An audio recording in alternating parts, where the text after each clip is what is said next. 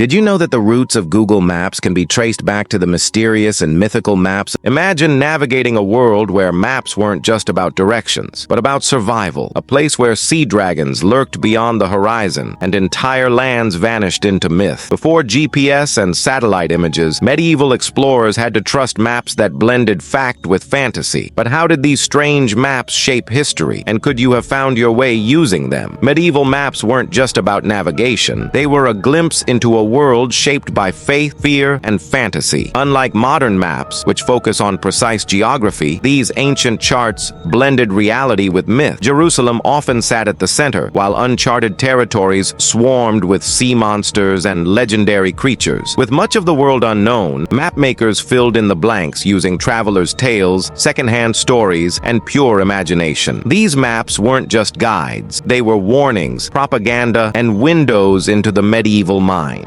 Hereford Mappa Mundi is a masterpiece of medieval imagination and geography. Created around 1300, this massive map isn't designed to help you navigate. It's meant to tell the story of the world as medieval people understood it. At the very center of the map, Jerusalem stands proudly, the heart of the known world. But looking closely, you'll notice something strange. The east is at the top, not the north. Why? To medieval minds, the rising sun symbolized divine light, and places like the Garden of Eden were believed to be in the mysterious east. But the real magic of the Hereford map isn't just in its geography, it's in its fantastical creatures and bizarre lands. Alongside real cities like Rome and Paris, you'll find dog-headed men, people with faces on their chests, and tribes with enormous ears big enough to sleep under. These weren't just random doodles. They were inspired by ancient texts and travelers' wild stories, shaping medieval beliefs about the far corners of the earth. Despite all the mythical beasts and strange depictions, this map was incredibly valuable. It wasn't just a piece of art. It was a medieval encyclopedia used by monks, scholars, and rulers to understand their place in the world. It combined religion, history, and exploration into one stunning work of art. Would you trust a map filled with monsters and mythical creatures to guide you on a journey? Medieval explorers had no other choice. While medieval European maps were filled with myths and religious symbols, one map stood out for its scientific accuracy, so advanced that if you flipped it, it looked like a modern world map. While European maps focused on religion and mythology, the Tabula Rogeriana was a scientific masterpiece. Created in 1154 AD by the Muslim geographer Al-Idrisi for King Roger II of Sicily, this map was based on real geographical research. Unlike other medieval maps, it was created using first-hand accounts from travelers, merchants, and explorers. It accurately depicted continents, included detailed descriptions of natural landscapes, and had a flipped orientation where the south was placed at the top and the north at the bottom. If you turn Al-Idrisi's map upside down, it resembles modern world maps. This map was far ahead of its time and influenced later European explorers in their quest to map the world. Forget plain, boring maps. The Catalan Atlas of 1375 was an explosion of color, gold, and imagination, covered in kings, camels, and sea monsters. This wasn't just a map. It was a gateway to the mysteries of the world. Unlike the simple, rough maps of the time, this one is bursting with gold, deep blues, and vibrant red. It's not just a map, it's a story of the known world and the mysteries beyond. How did the Catalan Atlas work? Unlike modern maps that focus on accuracy, the Catalan Atlas was part navigation tool, part history book, and part legend keeper. Sailors could follow its coastlines using the detailed markings of ports and trade routes to navigate the Mediterranean, Africa, and even parts of Asia. The map used compass roses and straight lines to help travelers find their way across the seas. Each part of the world was illustrated with famous rulers, landmarks, and legends. If you looked at Africa, you'd see Mansa Musa, the richest king of Mali, holding a gold nugget. In Asia, you'd find Kublai Khan, the Mongol emperor, sitting on his throne. The oceans weren't empty. Instead, they were filled with giant sea creatures, strange islands, and unknown dangers. To medieval explorers, these warnings weren't just decorations.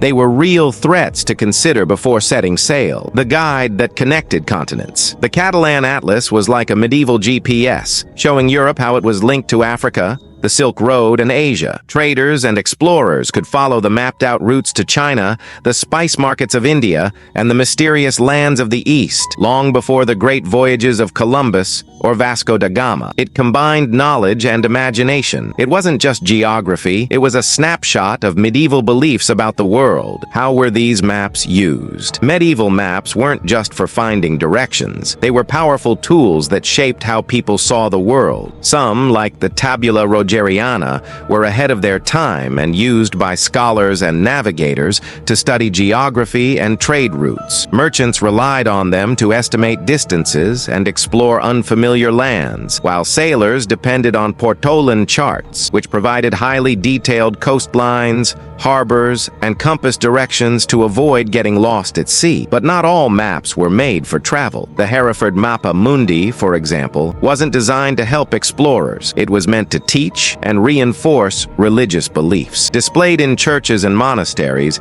it told the biblical story of the world rather than providing an accurate representation. Meanwhile, kings and nobles commissioned lavish, decorative maps to showcase their power and knowledge, using them as political tools to claim lands and influence. So why were medieval maps often so inaccurate? The answer lies in a mix of limited exploration, religious influence, and pure imagination. Many lands remained unknown, forcing mapmakers to rely on second-hand stories and ancient texts. Monks, who created many of these maps, focused more on biblical locations than precise geography, leading to a world map where faith and fantasy often replaced fact. But without satellites or compasses, how did they even make these maps? Measuring distances accurately was nearly impossible, and with so much of the world still a mystery, myths filled in the gaps. Sea monsters, enchanted islands, and strange mythical creatures weren't just decorations. They were real fears that shaped how people understood the world. A sailor might hesitate before venturing too far,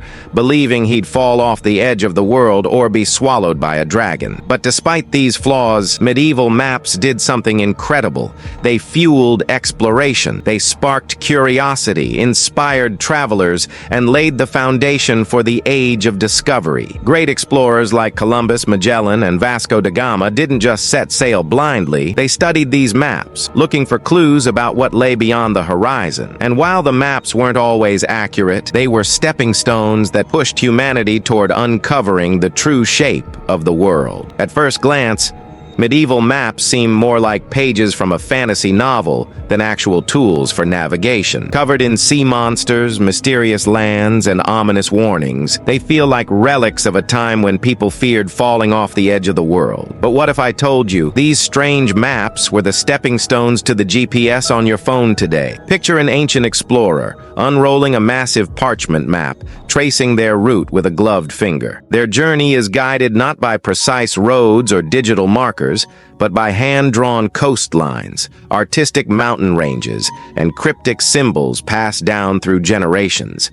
Every line, every illustration tells a story, some real, some imagined. These maps weren't just about directions. They were records of culture, trade, politics, and even superstition. Over time, as explorers ventured further and new lands were discovered, maps began to evolve. No longer just artistic interpretations of the world, they became tools of science. The more people explored, the more accurate maps became. Compass readings replaced folklore. Measurements replaced myths. And little by little, the world became less mysterious. Fast forward to today. With just a tap on a screen, we can access highly detailed, real-time maps of the entire planet. We no longer rely on vague drawings or warnings of mythical beasts. We have satellites guiding our way with pinpoint accuracy. But without those early imperfect maps, without the courage of the people who dared to follow them, we might never have developed the tools that allow us to explore the world so effortlessly. So next time you open Google Maps, remember, it all started with ink, parchment, and a bit of imagination. What if we still used medieval maps today? Imagine looking for a pizza place on Google Maps and seeing a warning about sea dragons instead. If you enjoyed this journey through mystical medieval maps, don't forget to hit that like button, subscribe for more amazing history explorations,